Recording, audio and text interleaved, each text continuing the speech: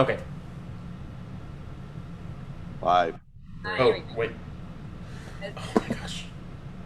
I think we're on. No. No, it says live. Just say it online. It Oh, it does? Yes, I think we're on. Here we go. All right. We're on. Are we good? Yeah, we're good. Hello. Phoebe Warren says hello. Who? Phoebe Warren, your daughter? Oh my god. That's watching in the other room. We're making it all the way to Smyrna. Yeah. Next door. Yeah. Sweet. Were we gonna wait like 5 minutes or like jump in, or what do you guys think? Yeah. I think we should wait a little bit. What time is it? Okay, yeah. Oh yeah, let it populate just a little bit, maybe. Oh, Elizabeth says yes,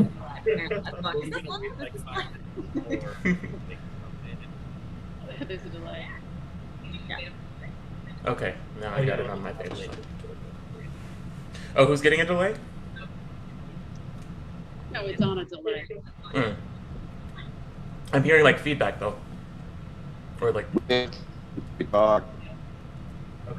I got it.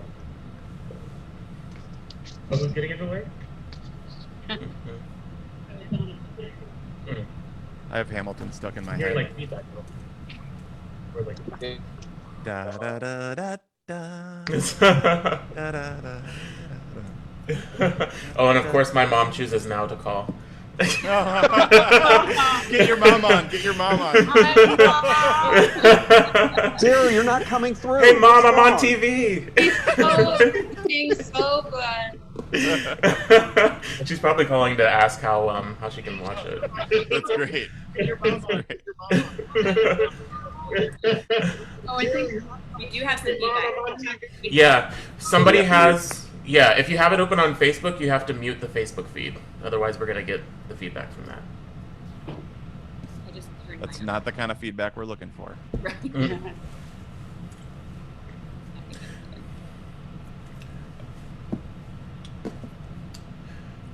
Okay, Emily, what are the numbers looking like? Do you think we're good to start? People watching us right now. We have lots of people commenting. Hello, everybody. Anthony, do you want to kick us off? Sure. Do it. Good evening. Welcome to Backstage Banter, brought to you by the Atlanta Symphony Musicians. An inside look into conversations and libations that often occur after concerts, but in the past few months have taken place via late-night Zoom session. This is the first installment of Backstage Banter, featuring the Atlanta Symphony Bassoon section of Andrew Brady, Laura Najarian, Juan de Gomar, and myself, Anthony Georgeson. Thanks for joining us. I would Hey. like to say that we have Carl Nietzsche watching with us. Carl! Hey, Carl. For those that don't know, Carl was the previous principal bassoonist of the Atlanta Symphony Orchestra. So, or previous, before Keith. We all love. Carl, here's to Heidi. Yes, cheers. Cheers to Heidi and Carl. We have to cheer every person who's watching. Be in bad shape, y'all. Let's get this party started. What is everyone drinking? So I have a strawberry daiquiri that I made, which is Very highly delicious. Yeah. Laura, what do you got? I've got a lovely summer rosé. Very good. Representing the pink. Yes, the pink. Anthony, what do you got? All right, I've got a Scofflaw Basement Yeah. IPA. I haven't cracked it open yet, and I'm putting it into a Hop House Brewing Company glass from Verona, Wisconsin. So I'm representing Atlanta and Verona. Are you from Wisconsin? Yeah. You want to say it? You got to say it. What? How's it going, or what? What do you want me to say? Yeah. Oh, yeah. I'm from. Oh, yeah. Chicago. I'm from Verona, Wisconsin, but not born and raised ever since kindergarten. But yeah. You didn't say it with the accent. Oh. Got to do it right. Well, I haven't been there for like 3 weeks, so it's. It'll come back.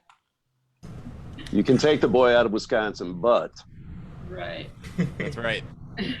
I have. I've got Oh, the whole bottle? Come on. You know. He's here to party.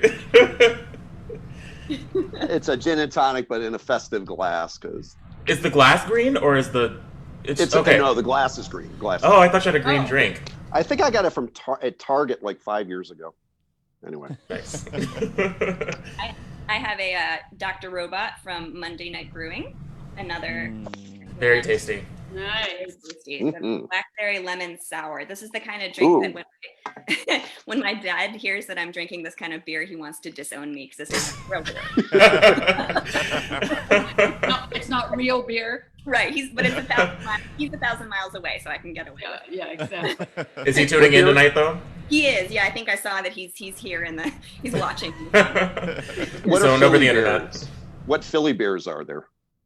Oh, I've been away so long that I can't even remember. That's horrible. I'm not. All I remember in college is drinking Rolling Rock. Guinness Dio in Rochester. Is Yingling? Isn't that from Philly? No. Yeah, that's a Philadelphia area beer. We have Mark Romatz watching here. Who Hey, says, Mark! Hey, Mark. Laura, he says that Laura, you're very boring with your rosé. Toast to Mark. I'm very what with my rosé? Mark says that you're very boring with your rosé. Oh, sorry. I just no, I won't say it. Mark mixes a mean cocktail. Get this thing rolling. What have you guys been up to this week? Cassidy, okay. I'm up in North Carolina. Oh yeah. Yes, show us your North view. Carolina. Show us Oh. your view, Juan. Mountain House. I know. Ugh. People hate away. I know. So Life pretty. sucks. My life sucks. Oh man. You know? That is gorgeous. Juan. And I just got finished practicing. I'm trying to do my little routine, like working out for a couple of hours and then practicing for an hour. So I try and do that, and makes me feel like I've gotten something done during the day. Right. Which of those two instruments were you practicing today, or how do you balance? Bassoon. Usually it's Okay. about 3/4 bassoon, 1/4 contra. Hmm. Contra, if you leave it too long, you feel it. It hurts. Mm. Yeah. Hey, I didn't do a lot this week, I don't think. A couple of calls. We've been working on some projects, Andrew and I and Emily and Christina Smith, our principal of flute, and Zach Boating, our associate principal oboe. I've been working on some projects in town, trying to just connect with the community and stay active and let people know we're still here, we're around. So that's mostly what I did. And I also cleaned out the closet in my bassoon studio because I was so embarrassed to open it every time I opened it that I finally took everything out, absolutely everything out. And it looked like somebody had ransacked our house and took everything out and kind of threw stuff away I didn't need and put stuff away in other places. But so now I'm not so embarrassed to open my closet. So that was a big one. Yeah, I did something similar this week too. I did like a bunch of quarantine cleaning when we first started, like back in March. Like everything in my house was got cleaned and scrubbed and everything. And then I'm on the second round of that apparently because I found a Trader Joe's receipt from 2008 Oh God. in my studio. So I guess I didn't do such a good job the first time around. But Hopefully the food was gone. I eat. Everybody looks so nicely cleaned and scrubbed, by the way. I took a shower special. Mm-hmm. So we did I moisturized. Yeah. I did. we did a Zoom call a couple of weeks ago and then another one last week, and all the guys were wearing hats the last time we did it. Right. Because my hair was long and I didn't want to. It was too much energy and effort to comb it, so Yeah. I just threw a hat on. But I cut my hair, so All of them. all the hairs. I probably missed a couple, but Yeah. All right. Good job. yeah. And- Actually, Go on. sorry. Oh, go ahead. Well, I was gonna say, I actually saw Laura this week for the first time in Oh. months. I had a Yeah. rehearsal at Liz's house, Liz Tashone, our principal oboist, for a Haydn London trio that we were recording for Grand Teton Music Festival, and should be coming out soon. I don't have the date at the top of my mind, but we'll be sure to post it on our page so you can see it. But I went to Liz's house, and I had no idea that it was so close to Laura's house. So Yeah. after the rehearsal, I was just like, let me just drive over to Laura's. So, we just had a distance conversation. I stayed in the car and made her stand in the heat. Oh, yep, there's the picture. Yeah, I see it. Yeah. But the thing that was so sad was that the call before that I saw him, he couldn't remember that these were my glasses, which is so sad. I thought you got new glasses. Oh, We here's the... haven't seen each other in 5 months, and so he didn't even recognize my glasses. Oops. Oh. Yay! And that's Danny's house next door. So, Danny Loffer. Hi, Danny Loffer. Hi, Danny. Hey, Danny. Danny, hard at work. But yeah, I saw Laura and rehearsed hard for at the GTMF trio. I actually hosted a friend who was on his way up northeast, and it was very good. He had his mask on the whole time while he was in my house, so that was pretty. Amazing. Yeah, I was like, at some point you got to take it off, and nope, he kept it on the whole time. Wow, that's cool. Yeah, so it was good to see him, and I had a rehearsal yesterday at the Petrosics house for a porch concert that we're doing tomorrow evening. Cool. So yeah. And, What are you playing? What are you playing? the same London trio because I didn't want to learn a whole nother London trio. And then also I'm doing some duets for bassoon and horn by Alec Wilder. Doing that with Chelsea McFarlane. So Very cool. Yeah, you've got enough on your plate right now, Andrew, with your concerto coming up. Yeah. About that. What are you playing again? What is? It's the Hertel no Vivaldi's. Vivaldi's good, but he's I think Hertel needs some love. So it's the A minor concerto by Hertel, and I think it's November 7th. Do tell, pray tell. He actually has 3 bassoon concertos: E flat major, and A minor. And the A minor is like really angsty. And you're playing A minor or E flat? A minor. Oh, okay. Because E flat, you've been telling me you've been playing E flat all summer, and I've been telling you how bad my technique is in E flat major. Yeah, that's like my go-to key. I've been working on E flat major, y'all. It's just, I don't know. What about E flat major is problematic? The arthritis in my fingers. Oh. I guess it is a lot of pinky thumb. Yeah, lots of pinky thumb coordination, and So Carl Nietzsche That's the said thing about this. Sorry, he said that Andrew, sorry you won't be doing the Williams Concerto this fall, but the virus solved a dilemma for me. The same weekend you were doing the concerto, the Berlin Phil was doing 2 concerts here in Ann Arbor. Of course, those concerts are no more. I mean, that's no question. Who are you going to hear? Me or Berlin Phil? Like, come on, Carl. Oh my God. We have Anthony Parther, is that how you say his last name? Uh-huh.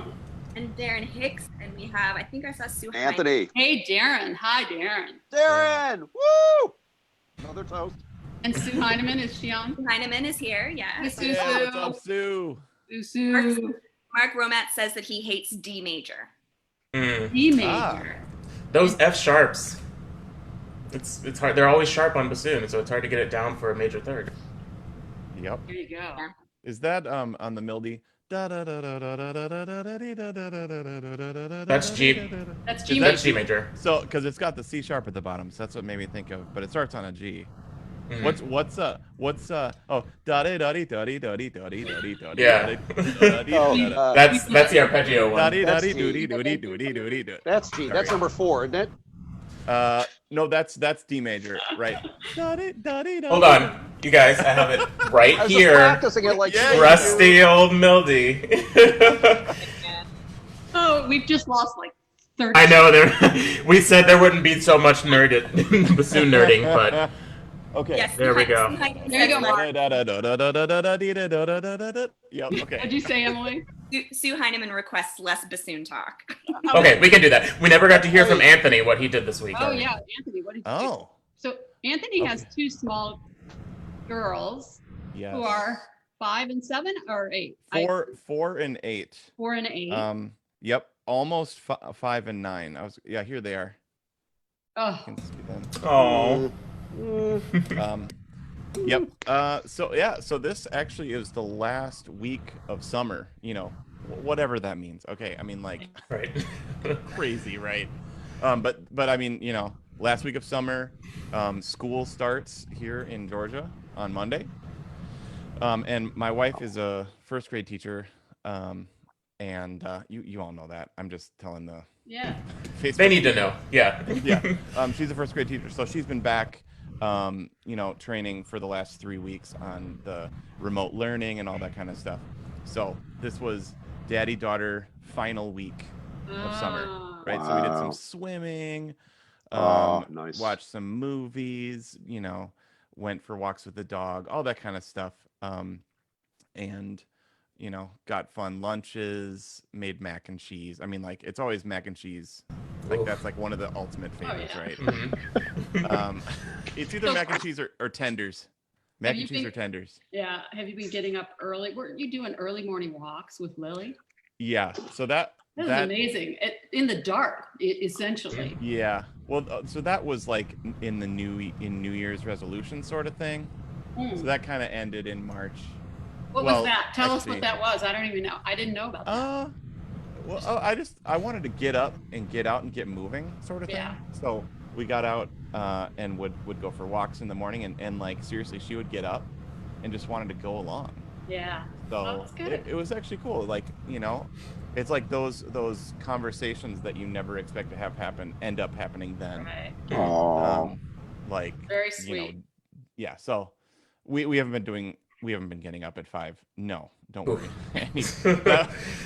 Yeah, more like 7:30 now. So they're going to be virtually learning then, correct? Or are they going into class?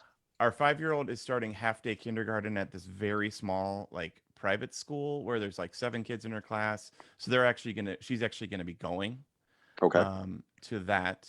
But our 8-year-old is gonna be in 3rd grade, and so she's totally remote. So she starts 8 a.m. Monday, log on, just like we are right now. Wow. Does that mean, so if she's logging on, you're logging on too? Monitor? Yeah. Or? Well, I'm at tech support. IT. That's totally me. Tech support and the guy with the calculator in the back. Anthony. Woo. That's right. Oh, So how's your wife feeling about? How's your wife feeling about teaching remotely this fall? Well, it's the kind of thing where in March, right, they just jumped into it. Like, let's just finish off the season. The season. That's what we call the school year. Yeah. Let's just figure it out. But now it's like, okay, this might be for a little while. It's always up in the air. Who exactly knows? So there's a lot more actually planning that's gone into this because they've pre-visualized what's it actually going to look like. She's actually going to go to school. And teach 8 to noon from her actual classroom. Which is what a lot.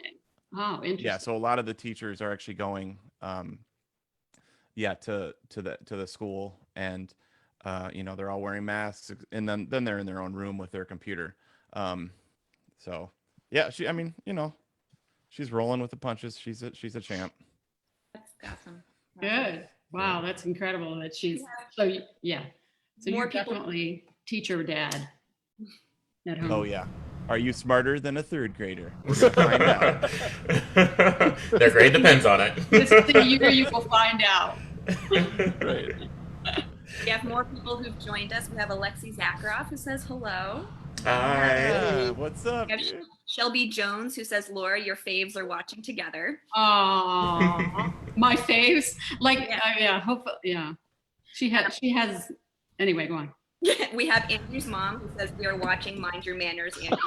Oh, he's always good, Cindy. He's always good. I would encourage anybody who's watching to feel free to ask any questions of the bassoon section in the comments. I am following along as best I can. And we really appreciate all of you tuning in. Oh, yeah, it's great. To watch us drink together on a Saturday night. We did it last Saturday, didn't we? I mean, 5 of us did it last Saturday, so. Yep. We are also getting lots of requests for pets. If anyone has their pet nearby. I do. Oh. Penny. Hi, Penny. What's your puppy's name, Emily? This is Frankie. He was dead as Oh. What a sweetheart. He's a good boy. Oh, beautiful. Kisses. I'm sure Cece will make an appearance at some point. Yeah, we all have animals. I guess Anthony's is maybe. Yeah, I was looking somewhere else.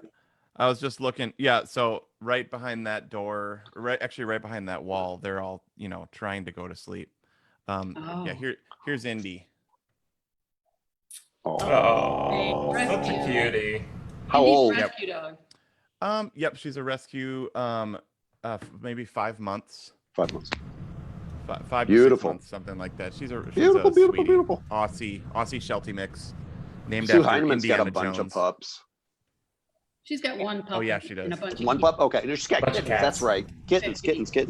Yeah. Sue hung out with all of. We got to hang out with Sue. When was that? Like November? When was that? Sue, right in. When did you come? You stayed with me and we hung out. Yeah, and then we had that meal. Yeah. Laura, that meal. And there were pictures with you all having like napkins on your head. I have pictures somewhere. Should I dig out the receipts of that? It's got to be somewhere on here. My dad just wrote in shame on me about the beer. Well, Oh, Oh, Suzanne Nelson from Boston. Hi, Suzanne. She wants to know if we've shown the drinks already. I keep dropping my toaster. But maybe we can tell what we're drinking again, so people who were late can know. So I've got my strawberry daiquiri. Rosé. Pouring rosé, sorry. Gin and tonic. IPA. got some Dr. Robot pink beer. Dad, it's pink beer. I like it. It's okay, Mr. Reebok. You have a lot to answer for, Emily. Did you ever tell him, Emily, you are not the boss of me? Because my kids did. I'm sure I said something like that. Sue Heinemann says it was January that she was here, which January. Oh Wow. my gosh, that was Oh my gosh. that seems like a long time ago, doesn't It it? does. Look how much has changed. Oh my goodness. The before times. Yeah. That's incredible. Can't believe Another world. Yep. This time is just, I feel like every time garbage day rolls around, which is here on Thursday, I think, oh my God, another week. Another week. Yep. I was convinced it was Friday until at least about 1 p.m. today. And then it was like, oh. Juan, you're supposed to be on a call at 8. Yep.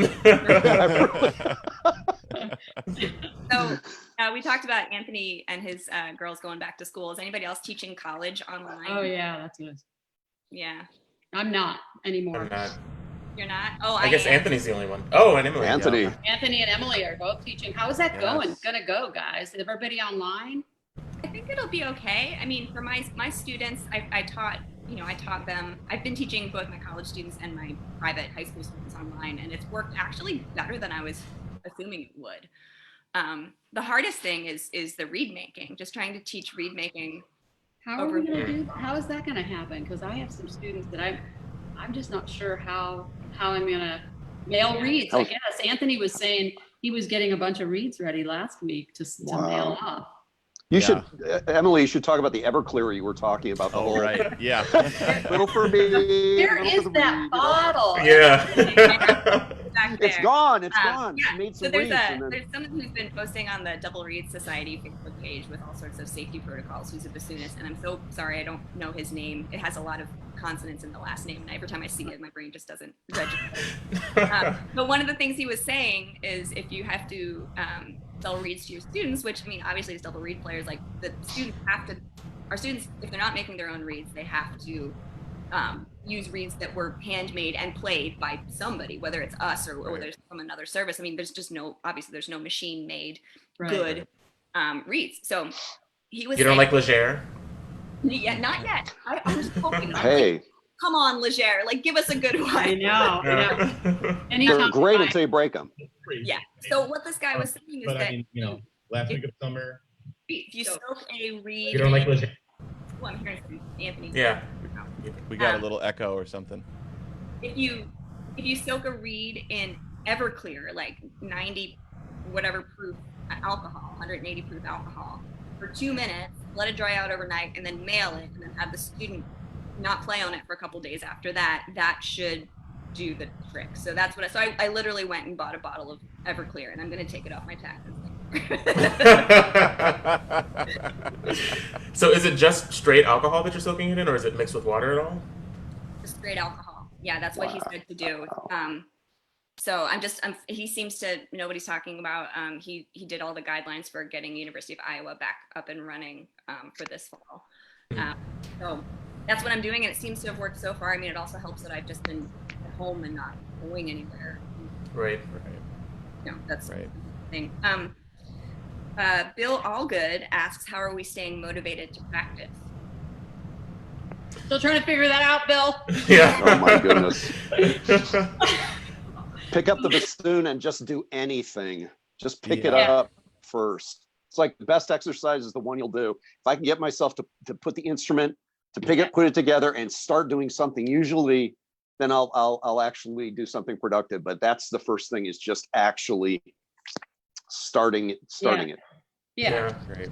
And just learning to be okay if you don't feel like picking it up. It's okay. I mean, we're all going through a ton of stuff right now, and it's you don't have to be playing it all day every day. You know, you can take the time that you need. So yeah, there've been some serious hills and valleys here these 5 months, and just every once in a while I'll get a text from one of these guys, and you know, it's like, it's okay, you don't have to play today. If you don't feel like it, you do not have to play. And just been tough. There's so many hours in the day, and it's hard to get into a routine because I don't know.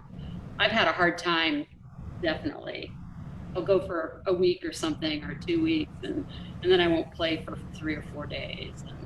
And started out by actually did 2 weeks of making blanks, which I was really glad to do at the beginning, because I don't know, it was just so disorienting to suddenly have nothing going on, because our schedule is so heavy, and then to have it finally go away.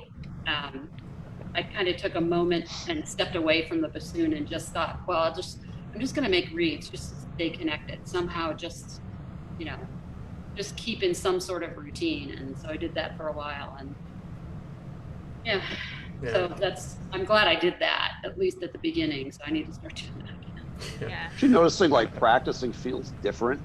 Like normally I'd be working on something for work, you know, and I would be always like, oh, this sucks. You know, oh, I suck. This is terrible. Now it's kind of like you just play, and it's like, not that it doesn't suck, but you're not as focused on, you're just kind of, your ego is kind of out of it a little bit more. You're just doing it. And actually, sometimes it feels good. Yeah. You know, when you kind of get the critic away from you, you know, out of your head, and you're just actually playing, it's like, it actually kind of reminds you of when you first started playing the instrument. It's like, oh, this is fun. I love this. This is cool. Yeah. And it was cool for me too, because I also took a big break, like maybe 3 weeks or so, when we, you know, first everything was shut down. And then I realized I recently switched instruments. I'm on an 8000 series Heckle now. And so I was dealing with figuring out vocals, figuring out reed styles, and all of that during the course of the season, you know, week to week, having to prepare music, and then also worrying about not sounding terrible. So there was a lot of pressure, and I never felt like I was getting what I wanted out of the instrument. And then I realized I have all this time now. I can experiment with reed shapes, vocals, all that stuff. So I feel like I've kind of grown with the instrument a bit more now. Which I don't know that I would have really had the time to do that if we were still performing every week. I feel the same way, because we both got new instruments at the beginning of last season, at the beginning of this season, actually, 1920. And I finally found a vocal that I'm happy with, and yet I haven't played a soul with. I haven't played this setup with anybody.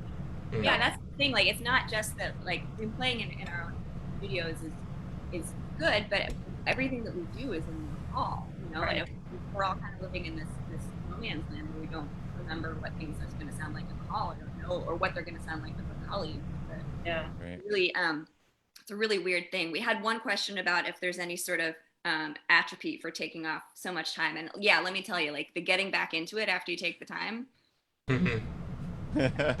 Not my favorite part of taking time off. Amazing how strong you are, and when you let that go, Boy, you feel it. Yeah. Yeah. Oh my God, it's terrible. It's horrible. I could see my son asked a question.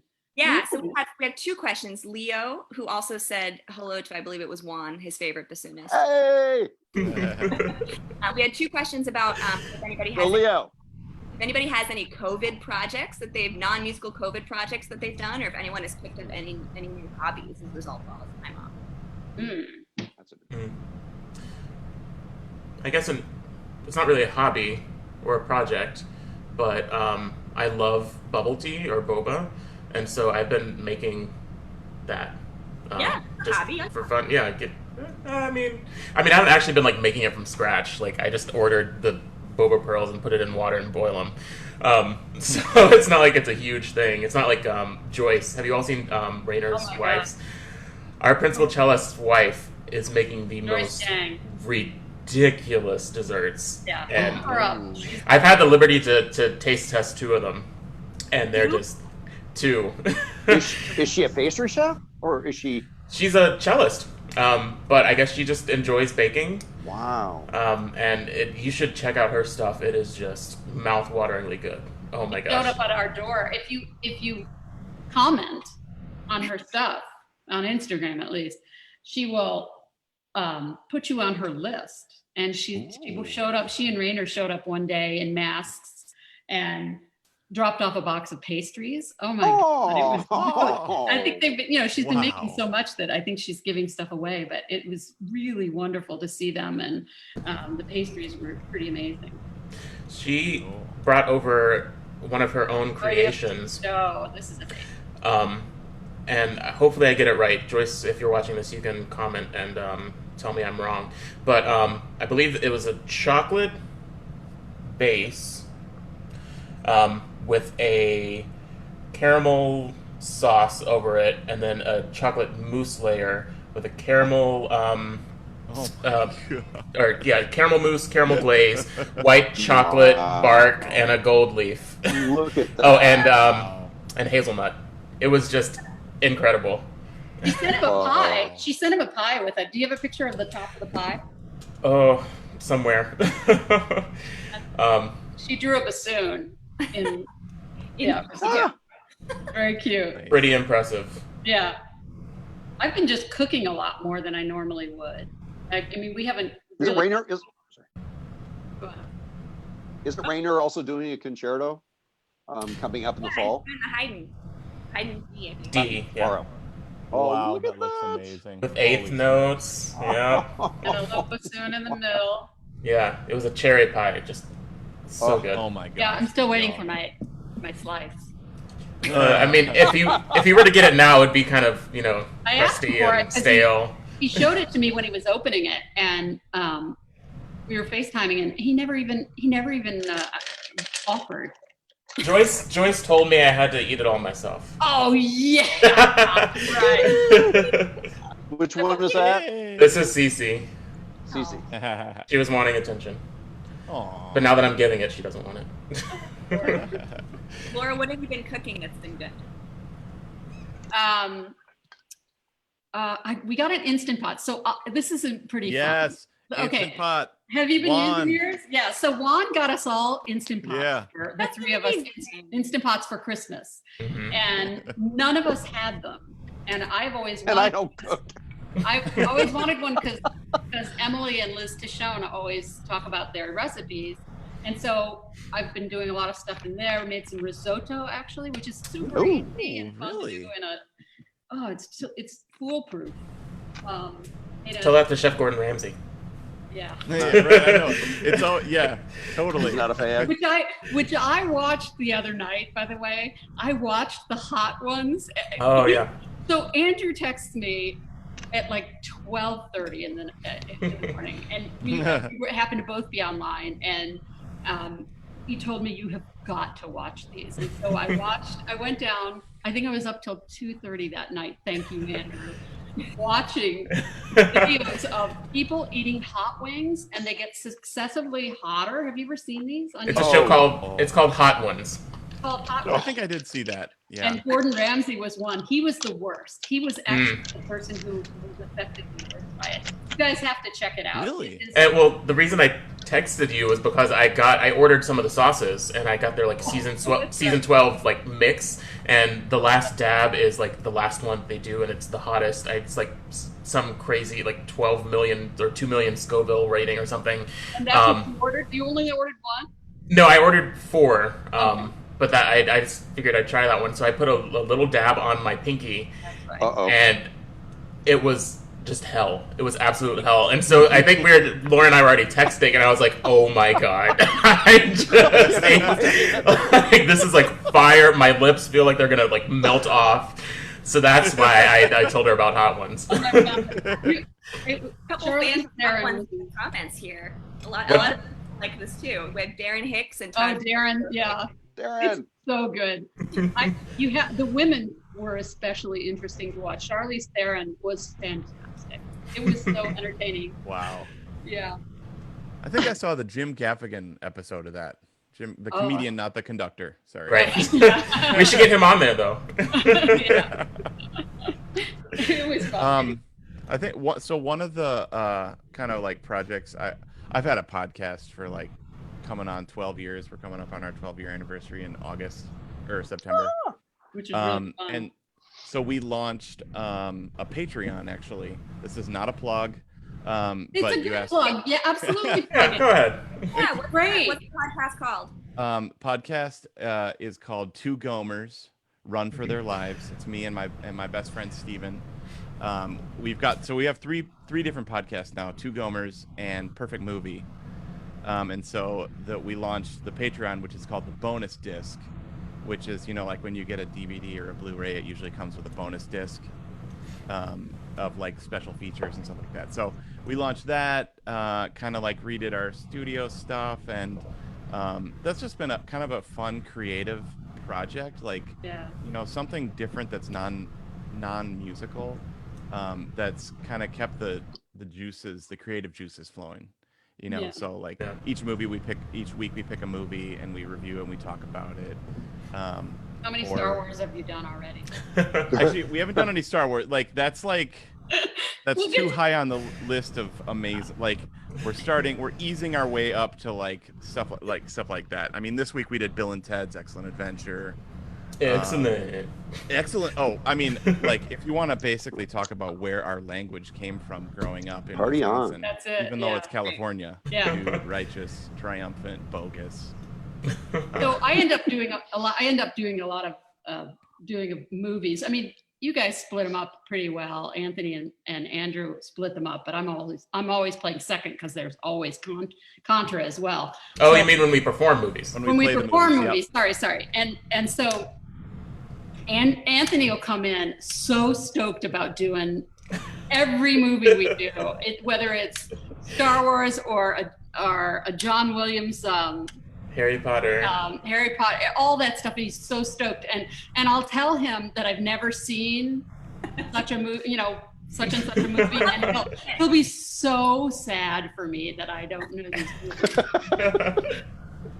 Some of these things are hard too. Oh yeah, we were supposed to do. This is what we were doing. That's what Remember, we were doing. You took We it left home? rehearsal. That was from our the- last Well, service, yeah, right. we all took. You saw the remember, music. I told all, you to like- leave it on the stand, dude. I still have Mrs. Solemnis Yeah, I do too, I do too. exactly, right. and Beethoven 9. I don't know why I have We're Beethoven supposed- 9, Most but people don't know I we have were the supposed to do Mrs. Ravel. Solemnis The and Ravel. Bogey. I have the Yep. Ravel and the Left hand. I think Nicole Jordan is watching. So Nicole, I'm sorry we have all this rental music. I know. What should we do, Nicole? What should we do with it, Nicole? Send it to Philadelphia. Yeah. Yeah. We have 2 questions in the Oh, no. chats about what's happening for us next season. Carl Nietzsche asked if we know when things are starting up, and Danny Dorp asked if any of us are playing distanced chamber music this fall. Yes. I think the basic answer is we're starting a season sometime in September, is what we know. We have some concerts planned starting for the end of September through the fall. We haven't gotten our official schedule yet, so we don't know if there's things added. But I don't know about you guys, but I'm super excited to actually get back to work and play. Oh, we know that there won't be an audience. It'll all be streamed. So Right. Right. Yeah. So that's about what we know for September. But in terms of chamber music, do you guys have any distanced chamber music on the book? I mean, I'm in a woodwind quintet with Laura Ardan, Christina, and Liz, and I'm not sure who will be playing horn, but we had some things lined up, and they kind of fell through the cracks. It wasn't ASO, but I don't know about plans for ASO chamber music yet. I'm not sure. Yeah, there's just a lot that is definitely going to happen, but things are still works in progress. I think. I hope. I mean, from what I hear, they're planning on having us do chamber music in a variety of settings. So I'm excited. I don't know. I'm just excited. I mean, I'm one of the lucky ones. I think my husband is Barney, cellist, so I've gotten to play with him, which has been lovely to actually play with other people. We did all of the. I know this is a bassoon talk. So I'll just do oboe for a second. Sorry. We did the Barrett 40 progressive melodies with oboe and cello. Them on Facebook. And yeah, so Anthony, what you were just holding up, that's a case that my husband made. Oh, yeah. For the entire bassoon section. I know. I was thinking we should all. Yes. There we go. Cheers. Cheers, Andrew. I'm embarrassed to open it because it's kind of sparse in there.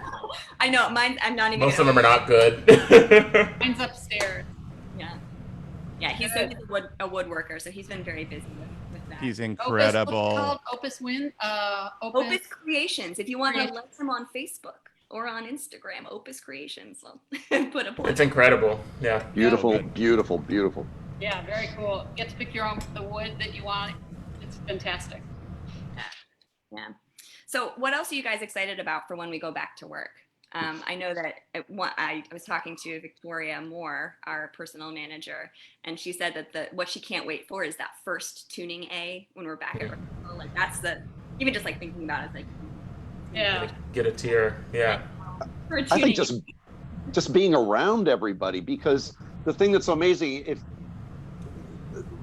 we're also really dear friends. I mean, it's not just these are not just my colleagues. These are people I love and I love spending time with and I miss them. And I think getting to actually see them and be in proximity, even at distancing, is going to feel amazing. I'm so excited. I cannot wait. Yeah. Yeah, definitely. I'm excited to have, like purpose and direction, like Laura was saying, it's just really tough with having just like days and weeks and months stretch out in front of you and musical projects to have. Right. I'm excited.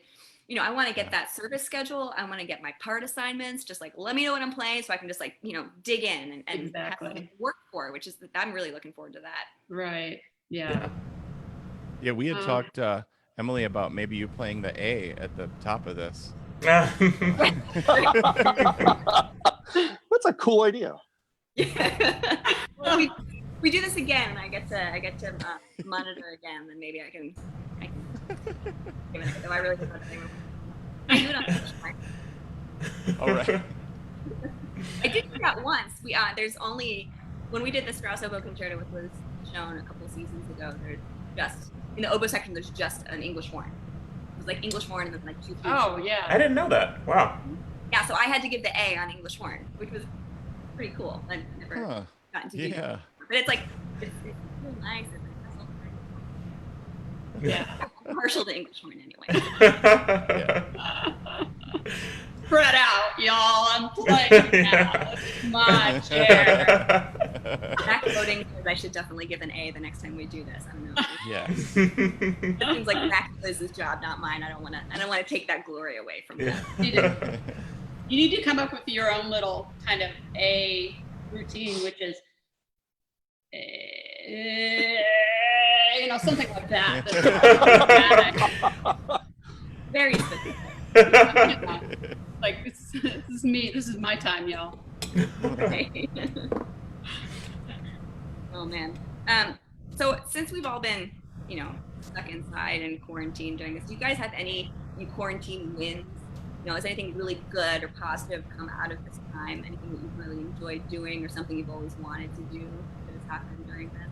For me, one of the things that's been a win for me is I think I finally turned my black thumb into a green thumb. Nice. Oh, absolutely. Nice. That's great. Yeah, so I bought a whole bunch of plants because what else do you do? Watch things grow. I bought from the Victorian, which is a great plant shop in Ponce City Market. Bought a bunch of those. My husband built a plant shelf. I'm looking at it right now, which is gorgeous to deal with my growing collection. And we also started a very small vegetable garden outside, which we've never been able to do because we're always gone in the summer. I mean, I'm up in North Carolina for 7 weeks every summer and then immediately go to Wyoming for a couple weeks. So by the time I come back, it's like almost September. We've never gotten a chance to do any gardening. And apparently Barney had a huge garden when he was growing up, just like rows and rows and rows of vegetables, and he's always wanted to do it. So this was, cool. Yeah, the perfect time. So he built a planter. Like I said, he's a woodworker. He's doing a lot of building around here. He built a planter and planted some tomatoes and some peppers. And everything has produced some good vegetables except for our zucchini plant. For some reason, we were like, oh, we don't want it. Still nothing? No, we moved it out of the planter because we thought it was crowding the peppers. And we moved it into like a Lowe's bucket that we like drilled holes in the bottom. Oh, we need to see pictures of that. Oh, I don't have We're pictures. going to need to see those. We'll start outside. I can't take pictures now. But yeah, it's still like, I mean, it's putting out new flowers and new leaves and everything, but it's just, it got infested with squash borer vine, whatever those things are, those evil things are. It's a bug. It didn't do well. Right. But that's been my quarantine win. Have you guys had any other quarantine wins? I sorted my sock collection. Oh. I have a lot of socks. Nice. Yeah, it took a while to wash all of them and sort them all and make sure they all had pairs, mates.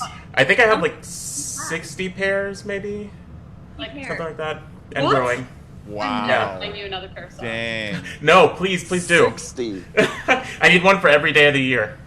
I think that he got me a pair of socks that said, "I'm an effing delicate flower." No, I'm a delicate effing flower, Oh, which you totally are.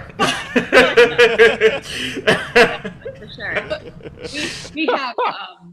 So our kids are 23 and 24, and Evie is our oldest, and she has been in Scotland doing a master's, and came back from Edinburgh on March 10th.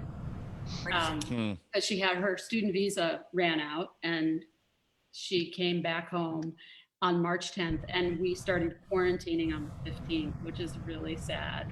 But it's been really nice to have her home, and haven't really had her home for 6 years. So it's been really kind of nice to reconnect and annoy each other. And Baby. Woo, baby.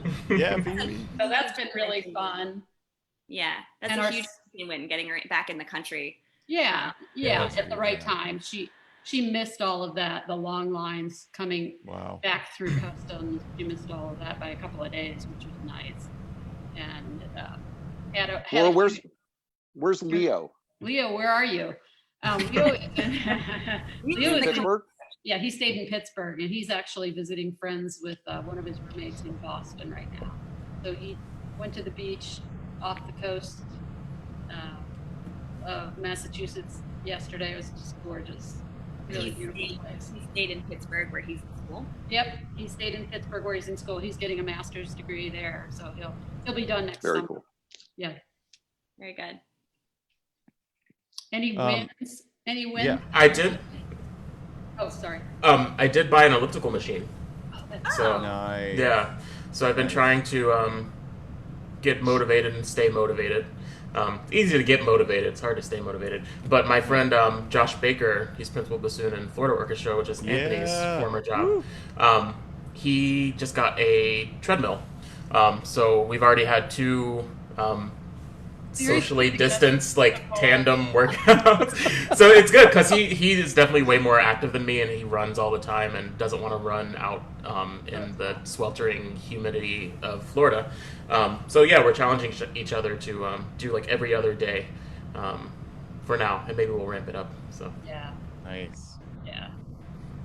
Anthony, I what have you guys been doing? What are your I created a gym in Steven's basement. I'm staying with my ex-partner Steven. and I created a gym in his basement with resistance bands and old ties, and in a Like door jam, neckties, and kind of put them through the door jam. Anybody can do this, and it actually worked really well. Wow. And That's very competitive of you. and you just kind of put them through, because the bands are this kind of, I mean, they're durable, but they are fragile. If you put them through something that might cut them, I mean, obviously that's not good. But the ties work great. So I've been using these. I have ties at a lower level, at a mid level, and a high level to replicate incline, decline, and regular.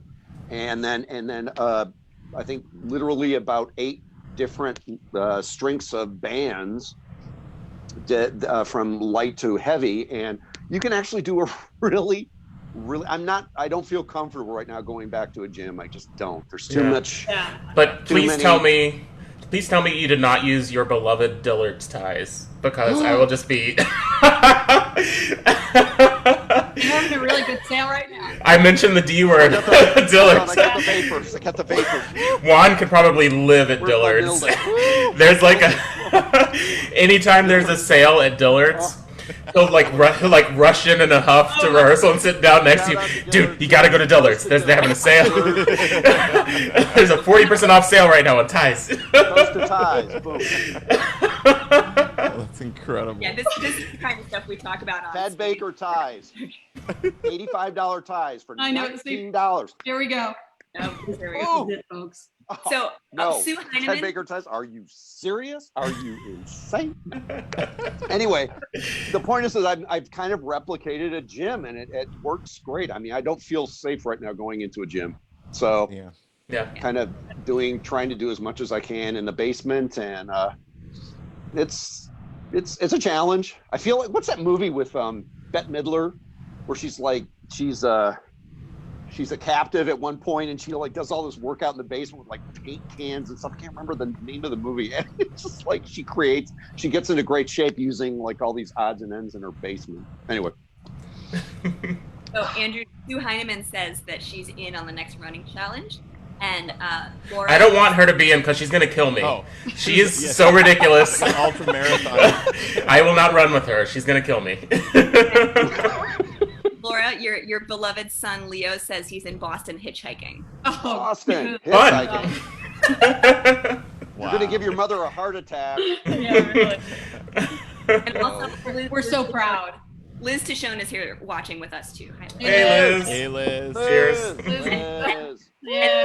We have almost the entire double read section here. Awesome. Yes. That's great. Allah. Appreciate you guys. Yeah. Great to work with you again. This is awesome. All right. So speaking of getting back to work and getting back on stage, do you guys have any funny or embarrassing stories about being on stage, about playing music? The one that I thought of is, it was, luckily I was maybe 10 or 11 years old. I don't remember. I was either in elementary school or middle school. It was one of those like all of like the chorus and the band and the orchestra all had a concert at the same time in like the high school auditorium. And I was in the chorus and the band. And I had a Overachiever. solo. I know, right? I shouldn't know this, but I do. So I had a solo in the band portion, but the chorus portion came first. So again, I was like 10, or I think I was probably like 10. So I gave my oboe to a friend with the reed in it to hold during the Girl. Yeah, so we all know where this is going. So Oh. I sang my little heart out in soprano 2 or whatever I was. I came back, grabbed my instrument from my friend, and got up on stage and got to the part of the solo, and of course it came out. no. Oh. Emily. I know, I was so upset. Oh, My poor parents, I'm sure they were just like, so nervous and feeling my stress from the Emily's like one of those little girls who in the 5-year-old dancing class, I don't know if you ever danced or anything. Did you dance? When I was like 4 for a year, I don't think. Okay, so Emily would have been one of those people. This is the way I picture you. One of the girls, the only person who knew all the dance steps. That's Emily. I'm a very good student. That's right. So, Laura, Phoebe says something that you need to tell the story about the Elvis costume. Oh God. Oh boy. So I played Dead Elvis when I lived in Savannah, which for everybody who doesn't know is a piece by Doherty, Dr. Doherty. yeah, Michael Doherty. what's his Michael first Doherty. name? Michael. Michael Doherty. Thank you. And they programmed it on a kind of a hip kind of Hip and happening and cool. Yeah. And me being like this middle-aged woman with 2 kids. Okay, so anyway, so they get me this jumpsuit. They get me the jumpsuit, and I found a pair of, the aviator glasses with the built-on sideburns. Oh Yeah. Because a lot of people dress up to play the piece. You have to say this is part of the piece. You have to dress up like Elvis if you're going to play Michael Doherty's Dead Elvis. Dead Elvis, right? You got to do. It's part of the shtick. So I got dressed at home, and Phoebe was, I don't know, 4, maybe 4, and she and I walked in the room, and she said, "Oh, Mama, you look beautiful."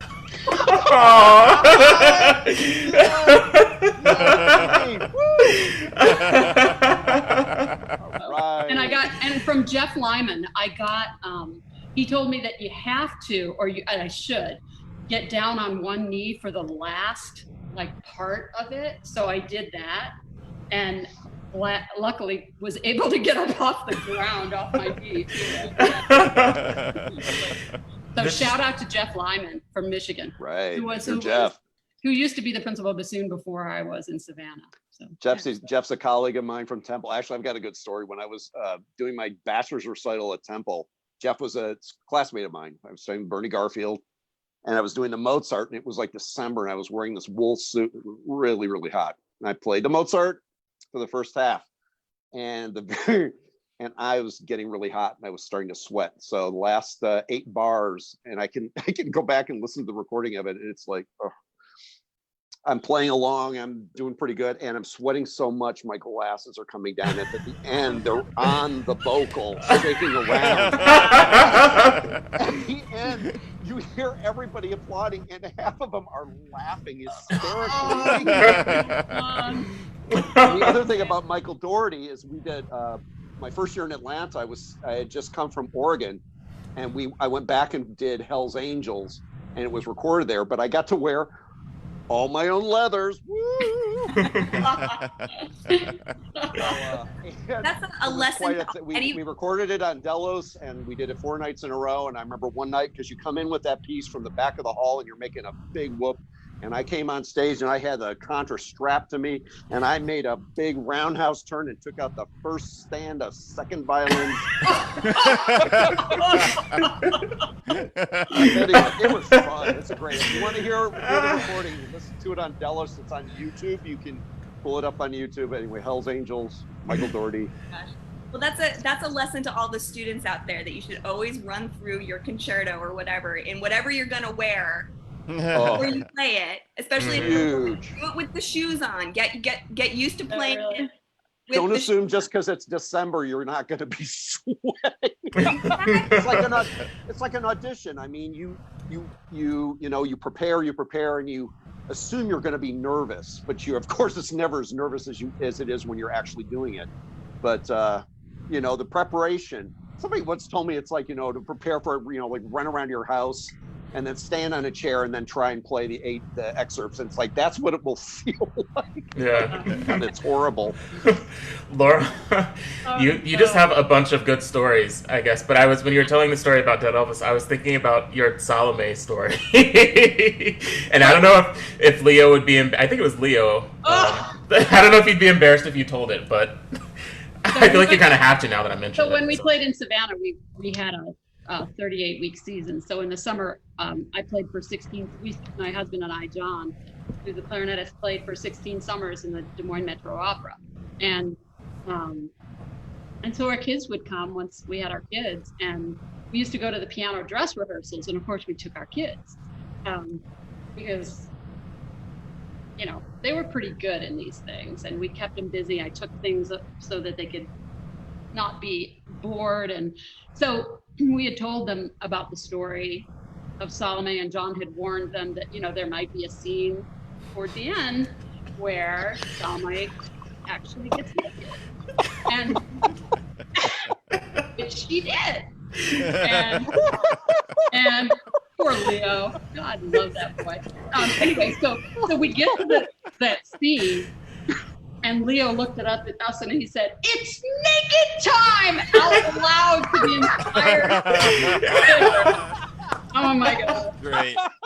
You raised that boy right. Oh my God. So good. So I guess they went all the way. She did. The dances unveils. I mean, the lights didn't go off. It's like, oh, well, hello. Well, I think the lighting was creative. Okay. Tasteful lighting. Tasteful. It was tastefully done.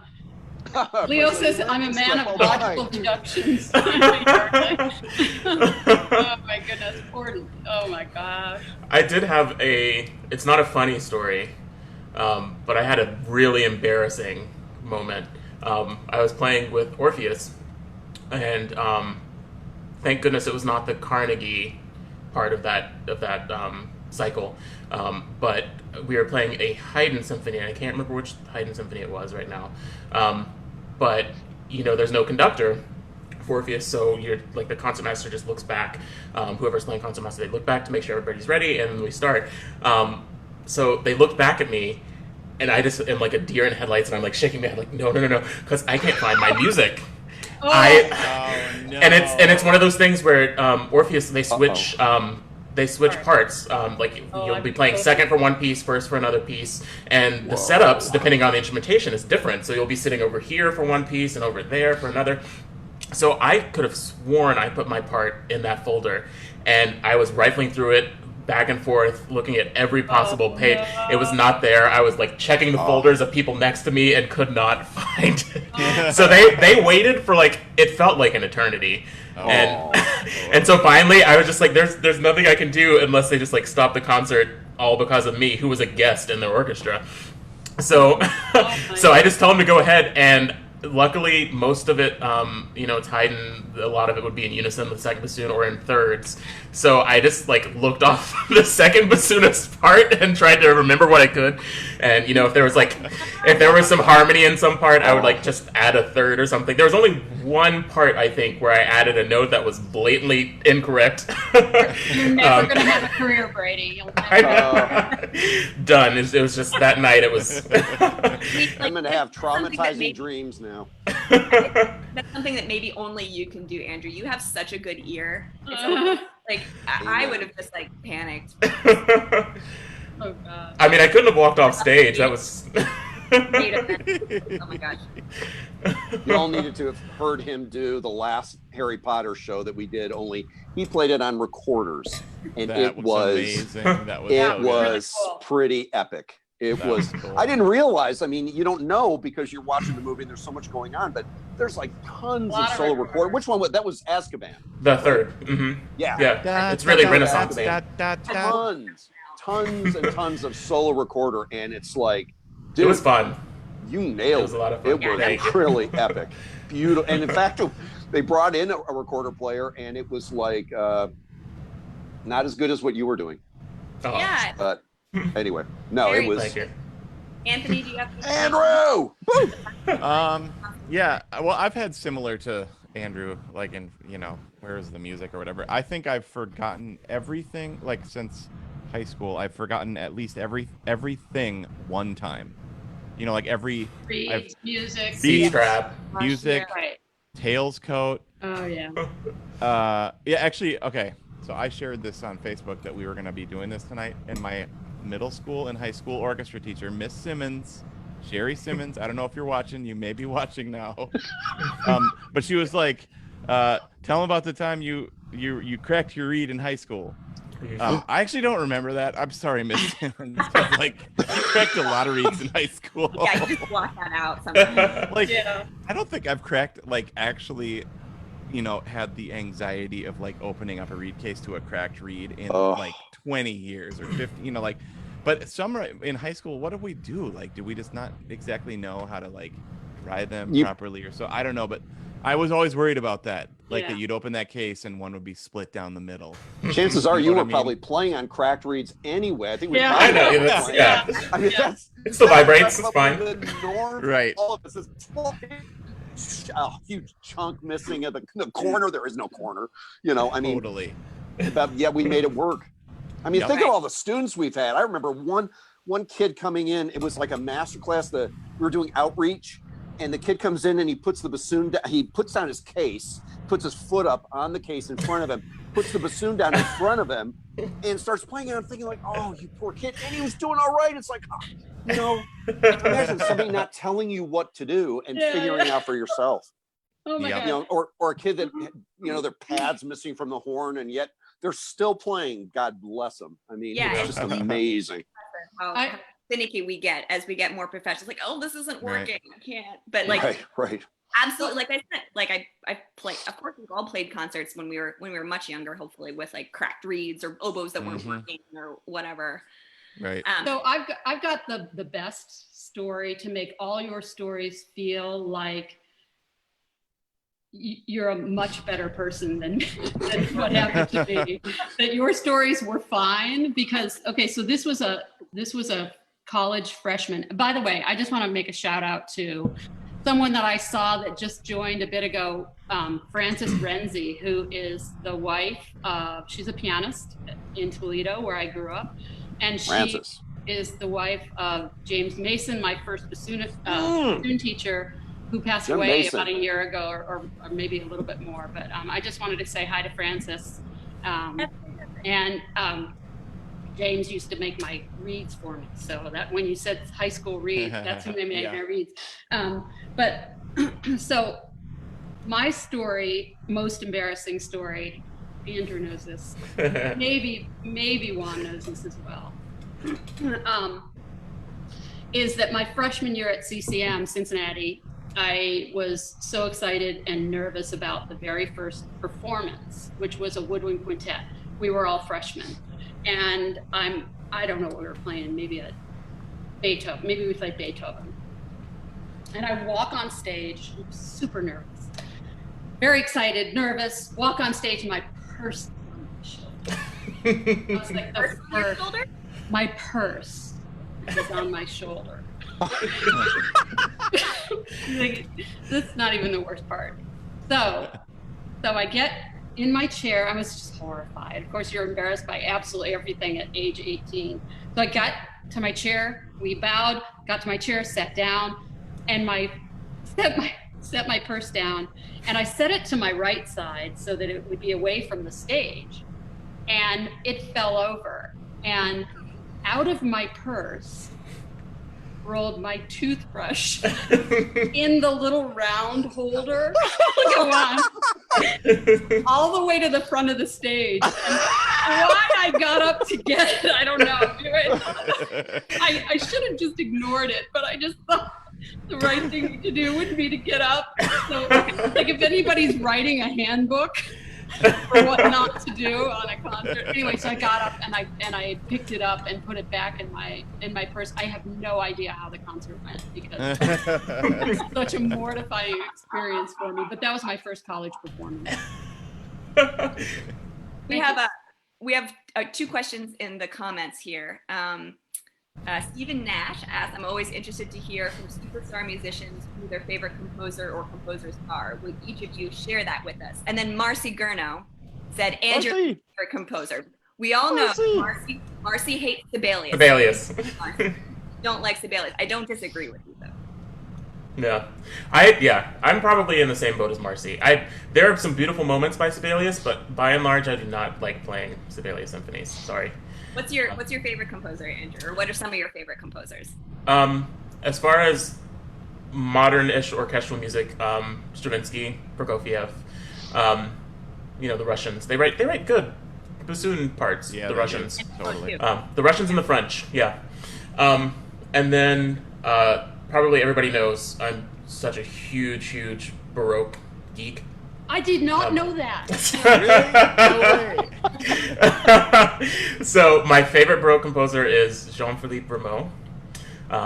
Lots of operas that he wrote, and just it's so it sounds really ahead of its time. I think very innovative, and he used 4 bassoons. He always all of his stuff called for 4 bassoons. So I'm so here for that. I know. Right? Actually, the one time that we had Rameau on the schedule was a split orchestra week. Yeah, because we did Orfeo. The half orchestra was recording Orfeo. Right. The other half was playing the I forget what it was of Rameau that they were playing, but Anthony and I played it. I remember. I was like, that's the one time that they're going to program Rameau, and I don't get to play it. Orfeo's good, but and then Handel and Telemann. But Stu Heinemann apparently disagrees with all of us and says, "Doesn't anybody here like Sibelius?" I do, Stu. I love Sibelius. I do. I love Sibelius. I love Sibelius, and actually just being in the middle of a Brahms symphony is. Oh yeah. Or Mahler, but Brahms or Mahler for me. I think Marcy will be happy to hear about that. Mahler, yeah. Mahler. She has a sticker on her case that says Mahler I'm rocks. with Marcy. Mahler all the way, and Richard Strauss. Strauss. Absolute Mahler. Yeah.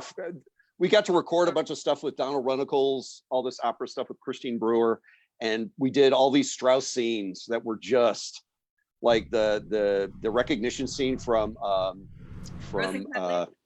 Frau, or no, from excuse me, Salome, and then Frau, and just incredible stuff. And by the way, speaking of early music, I mean, I need to give a commercial to Andrew's Telemann, which can be heard on YouTube. Y'all should check it out. It's epic. Oh, thanks. Yeah, Laura, I'm with you. Like being in the middle of a Brahms symphony, like there's something about playing Brahms with like the full 8 or 10 or however many woodwinds it is. It just feels like you're in the middle of an organ. Oh yeah. Yeah. Like the way he like pulls it together. So we're doing the Brahms Haydn variations, I think, on I love that. new reimagined. We're also doing a serenade though. Mm-hmm. Oh, really? Like a Strauss Serenade. Well, there's a Brahms Serenade. Brahms Serenade. Number 2. I'm really excited about. Oh, yeah. The second We haven't done Serenade those is since I've- gorgeous. That's the one with no violins. Gorgeous. Correct. piece. So Anthony. Or no, that's the first. Sorry. No, that's the second. You're right. Yeah. Yeah, gorgeous. Oh, beautiful wind writing. Oh my God. We know Anthony likes John Williams. Oh yeah. I mean, But- I'm a movie score geek. Junkie. Totally. I love movie scores. You know what makes me feel good though to sit down because some of the movies they're always challenging weeks because we have several concerts usually other than the movie, and I get to rehearsal and I realize he's so stoked about these, and I should be, but I'm not. But I appreciate that you can get so excited about them still, and of course you have little kids too still. Yeah. That you're introducing all these things to. But anyway. Yeah. Well, I mean, the sound of stuff like that just reminds me of when I was a kid and, was hearing classical music. It's movie stuff, but it reminds you of like when you're like, wow, what is all that? It's a lot of wonder and excitement.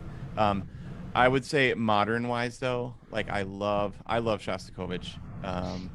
Great bassoon parts always. And I just think I love Shostakovich. And then as far as classical, romantic, Brahms and Beethoven. Yeah. Beethoven took the bassoon and he like made it, I mean, Mozart did too, Haydn did too, but Beethoven took the bassoon and made it one of the 4. You know what I mean? Like it's like an equal part. It's got great solos, but also it's just playing all the time. Yeah. Like you're always doubling the violins or the viola. Like you're always playing with somebody. And I just find Beethoven parts, even though they're not always super exposed. I mean, sometimes they're a little bit scary exposed, but they're just really fun to play. I remember playing second bassoon parts to Beethoven symphonies here for the first time with Carl Nietzsche and telling him how lost I was because they're so independent of the first part. Which I had always played the first parts in Savannah, and I was just completely lost a lot of time. And I just had to not play by ear because we always play those familiar symphonies by ear a lot. Right. And so I would have to just kind of remove myself from what I knew and just read the ink. I remember Shero saying that to me the one summer I worked with him. It was the summer we were in Aspen together, Juan. And Yay! We both studied with him. That's right. And I remember him saying, you just got to read the ink. You know, you can't play stuff by ear. You have to read what's there. And that, if there's anything, it's that it's true about, it's those bassoon parts, and they're so independent of each other. Totally. In a lot of cases. That's got to be such a weird feeling to have played. How many years were you in principal in Savannah? Oh God, I don't know. God was a child when I started. Literally. I think 15. Every time you bump, it's like every time I bump up against Beethoven 5, yeah. Rarely do I touch the bassoon parts. It's the contra part. But I mean, so you know the first part. It's like in your blood, and all of a sudden now you're playing the second part. It's just got to feel so strange. Like, just what am I doing? This is, and not only that, it's like you're thinking a whole different. I mean, you know, we haven't really talked about, you know, functioning in a section, but I mean, playing subordinate to the first is a whole different thing.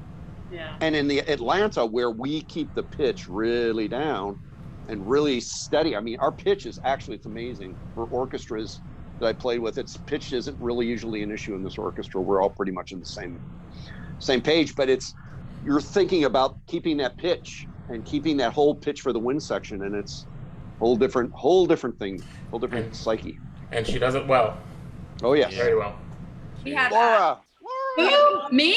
Are you talking about Laura? I think you guys are sweet. We're getting close to our wrapping it up. We have one last question from Dean Williams, who asks, I also like John Williams. Hey, Dean! I also like John Williams, but I'd like to know the opinion of the bassoonist about Williams' 5 sacred trees. Love it. Oh! I was supposed to be performing that this November. Yeah. And I've waited so long. That was one of the first pieces that I actually ever heard, bassoon solo pieces, when I started lessons with Anthony. I don't know if he's still watching, Anthony Banter. He just kind of sat me down and was like, here is what's possible on the instrument. Wow. And were you in 6th grade when he introduced it to you? Eighth grade, Wow. a little later. Achiever. No, not to play, I'm just to show the recording. I think we did work on the 3rd movement, which is the easiest of them, or most accessible for a young student. But yeah, I've always had a special place in my heart for that piece. So hopefully at some point I'll be able to perform it. Bob Williams has a great recording with Detroit of that. Robert Williams, you guys should check it out. Definitely. Here's to Bob Williams. He just retired. Right. Oh, yeah. Congratulations, Cheers. Bob.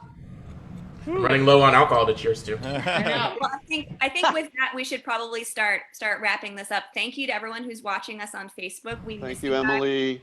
Thank you, everyone, for showing up and hanging with us. We're very excited. We love you. We miss you. We're excited to come back in September. We're very grateful that we're going to be able to perform together in September. You should check out ASO.org to see what our schedule looks like, and also it's going to be updated as more and more stuff gets figured out, as we figure out how to proceed forward with the virus. If you like seeing these sorts of conversations, please take the time to like our Facebook page, ATL Symphony Musicians, so that you can be notified of future Backstage Banters. If you want to put in votes for who you want to hear on Backstage Banter, by all means, please let us know. I'm happy to pester any of my lovely colleagues who I haven't seen in 6 months. I know, it's so weird. Join us on Zoom. But this has been great. It's been so glad to great fun talk with you guys. And so thanks, Emily. Thank you, Emily. All right. Love you guys. Miss you. Take care. Talk to you guys later. Love you guys. Thank you, Bye-bye. everyone. Have a good night. Thanks, everyone.